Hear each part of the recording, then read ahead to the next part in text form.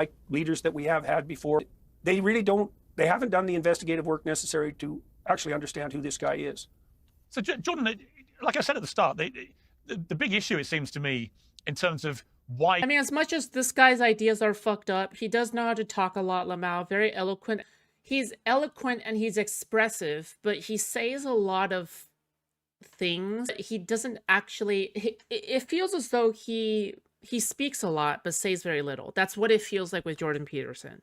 Like, he'll take forever to get to like a single idea when it could have been easily expressed in one sentence. And one of the things that I kind of look for is, if you are actually an expert in your field, you are able to condense complicated ideas into simple ways of communicating them to the layman. If you're unable to do that, maybe you're not actually an expert of your field. Money's getting more popular, and why Poilievre is not. Such as it is, that he's really the guy to deal with Trump. Now, Trump has already said publicly that he'd rather deal with a weak liberal than a strong conservative, speaking from his pro-American stance. But Canadians really haven't taken that to heart. You know, you can't overestimate the... Why the fuck? Okay, but why would you even take Donald Trump seriously in the first place? I think that really, if you want to have the correct opinion in the world, all you have to do is take the opposite take of whatever Donald Trump says. If Trump says the sky is blue, you have to say the sky is red, because the opposite has to be true, all right? So if Trump would rather deal with a conservative, maybe he wants to deal with a strong conservative because these are the easiest people to manipulate. How do you know it's because these liberals would actually block every effort that he has? You don't know that. So, you know, there's an old Trump quote out there that he would run for the Republicans if he ran for president because they're stupid. Really. He appeals to the emotions of young, lonely men, but then also absorb his political views. This is a long-standing talking point that, you know, has been said by 1,000 other people already. But basically, people like Jordan Peterson, a lot of red pill people in general, okay? I'm not saying Jordan Peterson is red pill. I'm saying he tries to draw in young men like a red pillar, right? He'll take something that is basic and simple, like clean up your room, because cleaning up your room is actually a good thing, right? Because you're more organized, you're more energetic after you clean your room. You probably have your life more in order if you clean your room, right? So by saying, you know, clean your room or whatever, you take these simple things and you eventually lead onto a lot of subjects that you don't know a lot about. Like, you went all the way from cleaning your room is good, and buying your own groceries is good, and learning how to cook is good, all the way to women should be subservient. So you take something that is easily common sense and true to something that is ridiculous. A lot of red pillers would consider him red pill even if he doesn't. Don't forget his daughter was likely smashed by Andrew Tate. Fuck me, really? I don't want to know. At the moment, you know, economically and practically. And so I think it's great that Musk and his team of, you know, brilliant young engineers are going through the budget line by line, trying to figure out where all the idiot money goes. And I think the left is appalled by that because they've set up an entire network of so-called non-governmental agencies, organizations, NGOs, that are essentially funded by taxpayer money that run their, you know, quasi...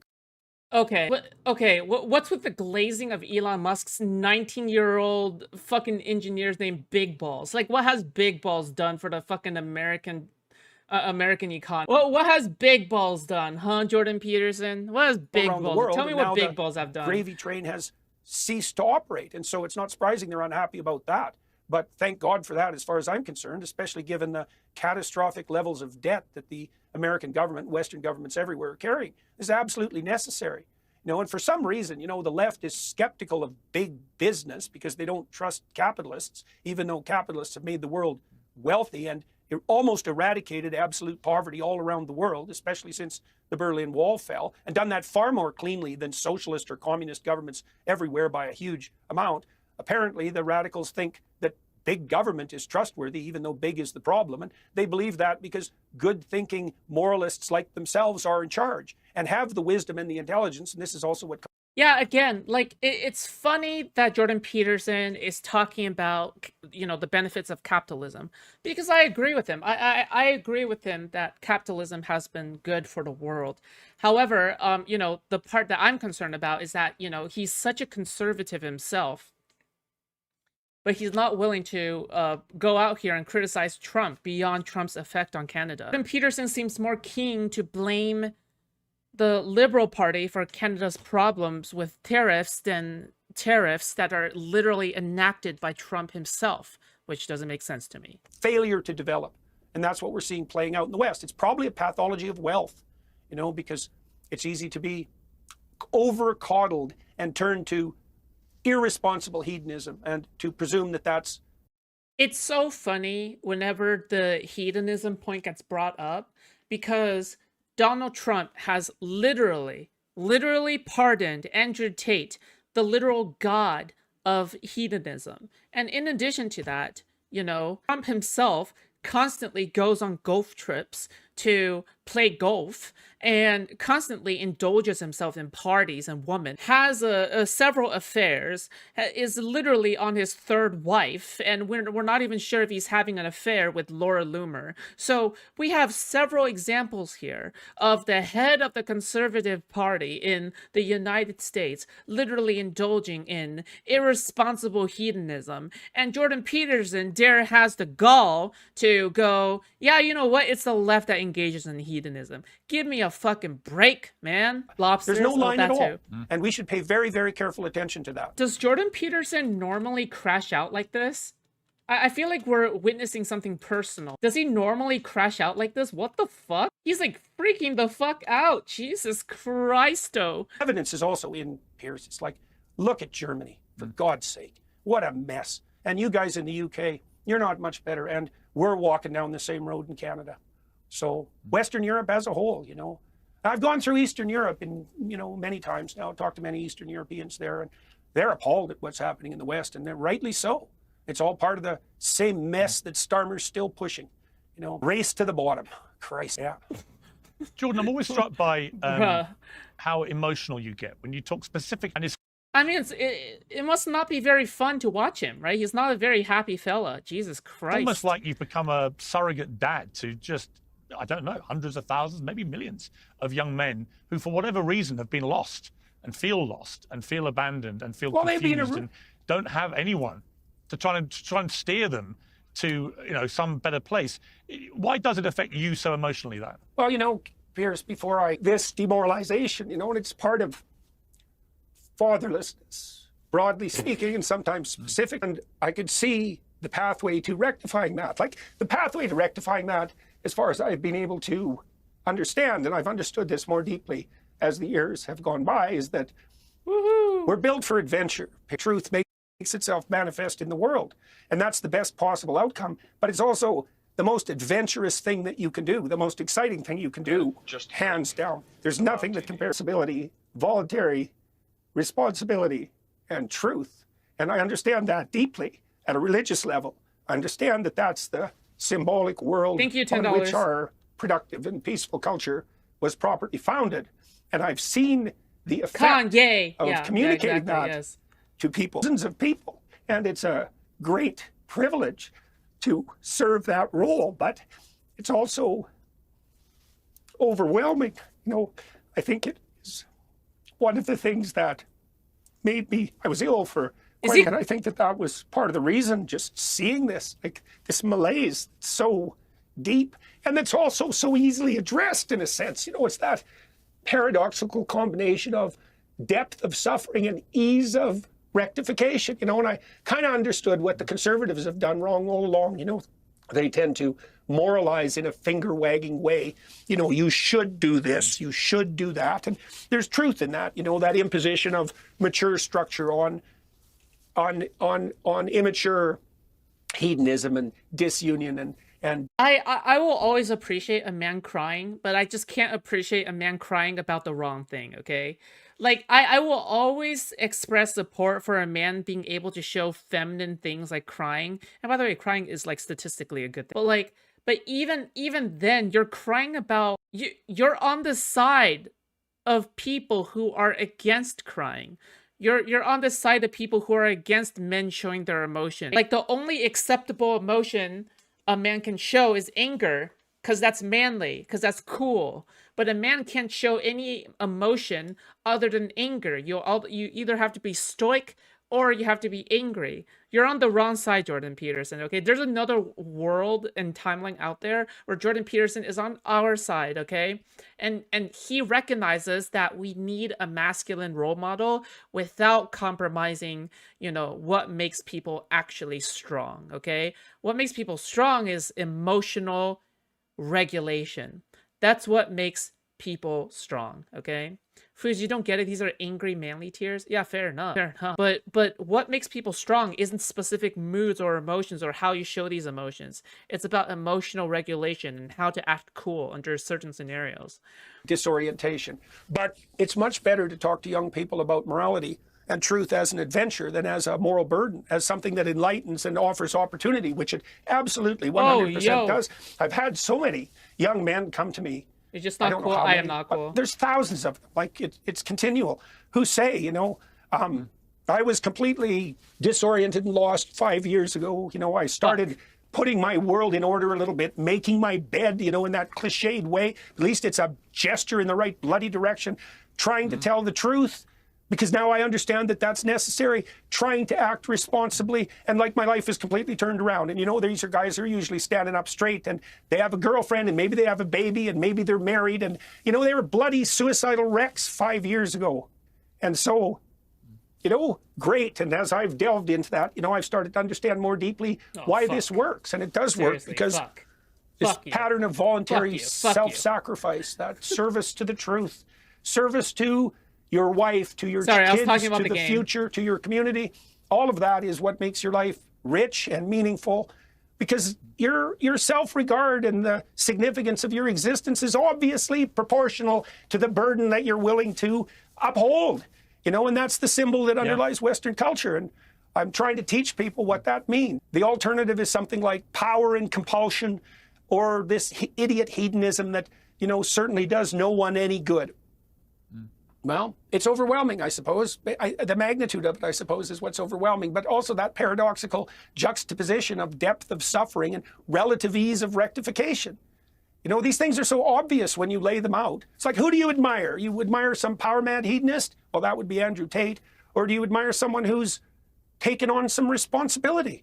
Like, your natural proclivity in a healthy psyche is to admire the shepherd, let's say, and not the goddamn tyrant, not the hedonist who lives for the immediate pleasure driven by his whim. It's hard for me to imagine to understand how.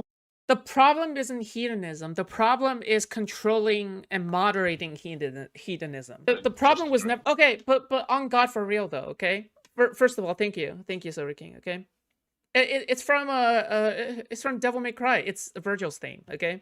The storm. I am the storm that's approaching. Okay, so I don't disagree that excessive hedonism that Andrew Tate does is bad. But hedonism, moderating hedonism, knowing your limits is the true mark of skill, okay? Knowing when to stop is a true mark of skill. Having the will to control yourself is the true mark of skill, okay? You can fuck all day, you can drink all day, but at the end of the day, you better be providing for your family, providing for everybody around you, be good to your community, and be a good person, right? Because you can totally be having excessive drinking, excessive porn watching, to the point where it's completely and utterly out of control. That is a mark of weakness. The thing is that weakness follows, recognition of weakness follows weakness, and fixing based off of that recognition of weakness is what gives strength. The ability to try to improve is strength, okay? The ability to moderate yourself is strength. It's not the lack of hedonism that is a marker of strength. It's not like you have like the totally radical, traditional house husband who is totally awesome and traditional, all of that shit is like the mark of strength. That's not the mark of strength, okay? Because I promise you that person probably beats their wife, probably is bad to their kids, beats their kids with a belt the moment they come home, okay? The mark of a good person is controlling that, all right? We've forgotten these things. I guess that's part of the religious, what would you say, the degeneration of the religious substrate in the West. We've forgotten what our symbols mean. And the thing is, Piers, they mean something. This is something I've really figured out. We put the crucifix, for example, at the center of our churches, and we put the churches at the centers of our towns. Particularly, that's a European thing. And the reason for that is because we long ago understood that the proper foundation of the world is voluntary self-sacrifice up. And that's true. It's absolutely true. And if you understand that truth, your life becomes meaningful, even in its suffering, and you set things right around you. And everyone has to remember that in the West. We have to remember that. We have to relearn that.